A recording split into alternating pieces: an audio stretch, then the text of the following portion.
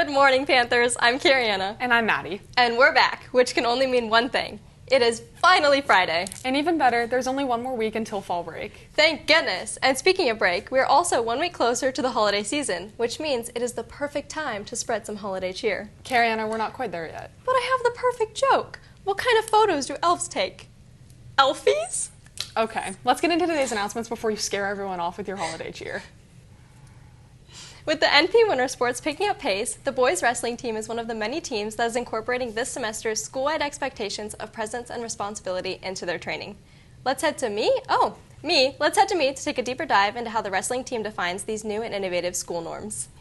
Today we're at the Guard to take a deeper look into how the wrestling team incorporates the school-wide expectations of presence and responsibility. Yeah, being present is a really important aspect of wrestling because you got to show up every day, you got to be on time. You need to be actively learning the new moves. I'm present when wrestling just by being to practice on time, listening to what the coaches say, and having a voice in the room of showing and telling people what to do. If you weren't present, you would not be doing the moves right because you're not actively putting your whole mind to the sport. It takes a lot of thinking, but it also takes a lot of physical exertion, so you need to be there physically and mentally. If you weren't present when wrestling, the drills and technique wouldn't be coordinated, you wouldn't get the details you need, people would be messing around. The discipline I've developed has really helped my presence because I need to be at practice on time and early even. While presence is a crucial component to wrestling, another crucial aspect is responsibility. Yeah, you also have to be really responsible for your safety and your opponent's safety. If you pick them up too high and drop them, you need to put them down safely, and you also need to be vigilant to not injure yourself. I'm responsible when I wrestle just by knowing when to stop wrestling if you're to injure someone. Also listening to the coaches, listen to what they tell me to do to better my technique and just helping everyone out, you know. From when I've been team captain, now I'm responsible for everybody else in my team and making sure everybody stays on task and everybody's doing what they're supposed to do and everybody's showing up on time, especially myself. I've been more responsible and present by being team captain over the last 2 years. It gives you more responsibility on what you need to be doing, how you need to be practicing. You need to practice harder, set a better example for the people below you. And then also helping other people out, telling them what they need to be doing, and just keep the practice in order. Reporting for PTV, this is Kariana Fuller alongside photojournalist Cecilia Zimmer. As our fall sports come to an end, here's some scores from last week's games. Girls golf rounded out a successful season, taking 13th in the CIF playoffs. After an impressive fight, the football team unfortunately came up short to Loyola, but they had a great 2025 season overall. JV boys wrestling won their duel against Pacifica last night, and finally, boys and girls cross country both took home second place in the Marmonte League Championship last week. Sticking with the wrestling theme, girls wrestling faced off against Pacifica High School last night. Even though the night ended in a tough loss for our girls, there were plenty of impressive moments worth celebrating. Trinity Orozco's, Roxy Crabb, Lauren McIntyre, Madison Black, and Maya Garza all fought hard and came home with well-earned victories. One of the most memorable highlights of the night came from Jenna Bernard, who delivered an incredible performance on the mat.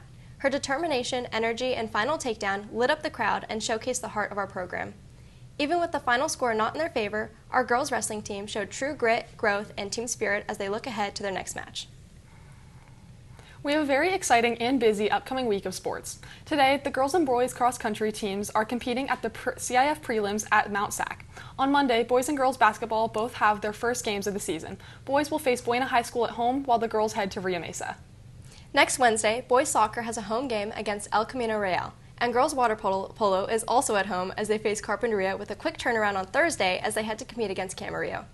Also next Thursday, both boys and girls wrestling compete against Wainimi at home. Good luck to all teams.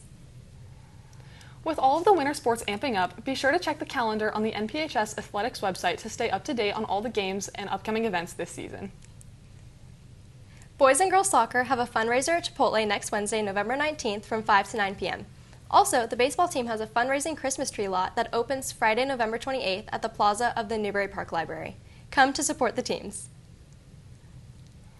With the playoff race heating up and the big upsets shaking the rankings, college football is getting wild. Let's switch over to Linda to hear more about the teams.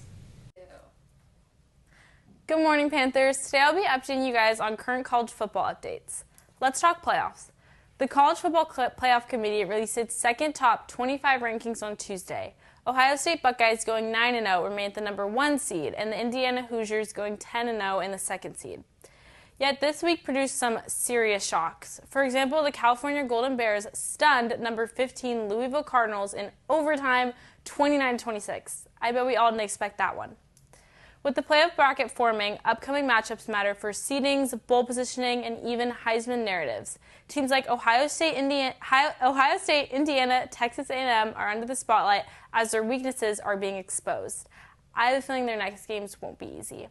But I'll skip over USC since their defense isn't stopping any drives. They're literally just observing them. That's all for me, Panthers. Now back to the desk. With all of the good news in this sports episode so far, Maddie, I told you the holiday season is among us. We had our first snowfall last night. There was frost on my windshield this morning. Actually, it's raining, and after this, I'll show you how to find your defrosters. Anyways, as we come to the end of this grading quarter, make sure to show responsibility by getting all your work turned in and drive safe in the rain. You know, a responsible person would know where their defrosters are. Ay, ay, ay.